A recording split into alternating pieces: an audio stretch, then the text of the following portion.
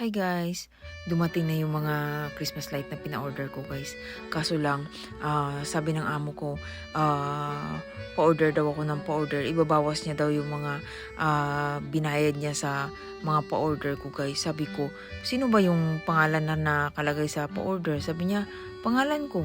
O, pangalan mo pala eh. O, quits na tayo. Baka umaya maubos na yung mga sahod ko sa kaltas lagi eh. Ayan guys, minamadali ko na matapos lahat ng mga paglalagay ko ng Christmas light kasi malapit na magdidilim. Alam niyo ba guys, yung amo ko pag dumating, lagi yan siya nagugulat.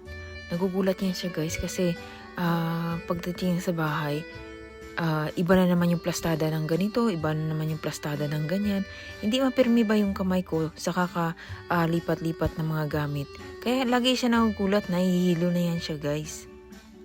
Ayan na guys, tapos na. Ito na yung kinalabasan ng mga ginawa kong paglalagay sa mga Christmas light guys.